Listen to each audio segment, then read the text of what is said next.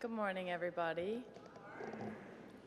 As Father said, my name is Bella Myers, and I have been a member here at St. Joe's since my family moved back to Moorhead when I was in kindergarten. I just graduated high school and will be attending the University of Marion Bismarck this fall for college. I was honored to be a part of St. Joe's Parish Eucharistic Revival team for the past few years, and this past weekend I was able to attend the Eucharistic Revival Congress kickoff in Bemidji. I'm here to talk about 3 of my experiences with the Eucharist, specifically in adoration, that prepared me for a big part of my life. The first experience I can remember really feeling the presence of the Holy Spirit moving through me was in 7th grade.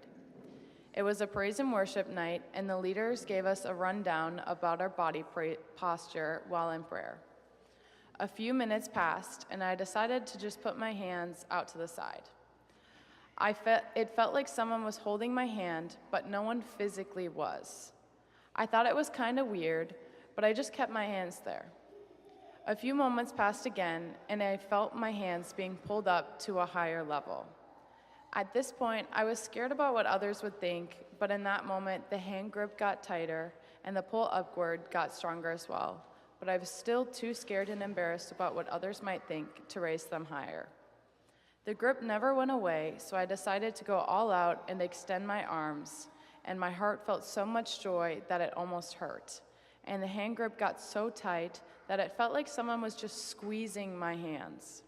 I truly believe that the Holy Spirit was transforming my heart in that moment through the Eucharist in front of us.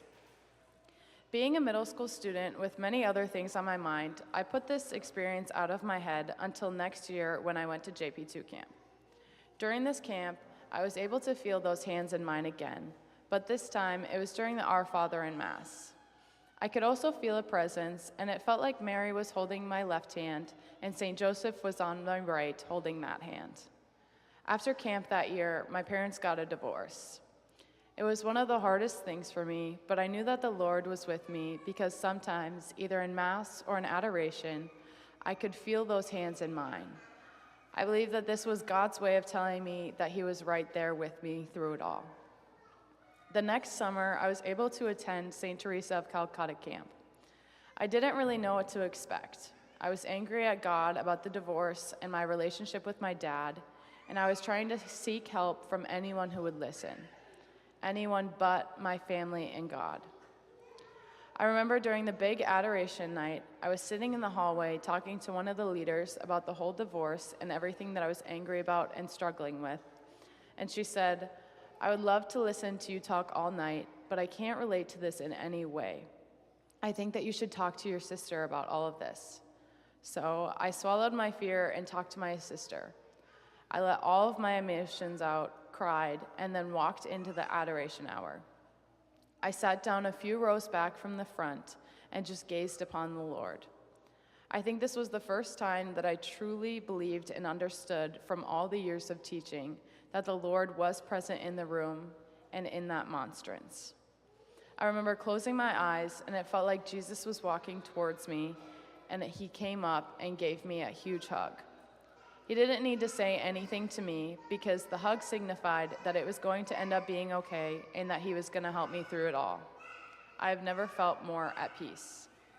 Ever since these 3 life-changing moments, I have had many other physical encounters with the Lord, but these are the moments that essentially jump-started my faith life.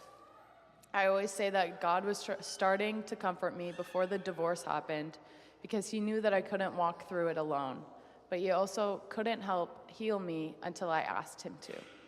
So, for all of you, I hope that you don't get discouraged when you go through tough times, thinking that God is not with you. Look to the Lord in the Eucharist, in Mass, and in adoration. Know that God is right there in front of you, walking with you, cheering you on, and waiting for you to lean upon His shoulder for support.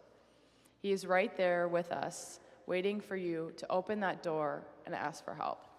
Thank you.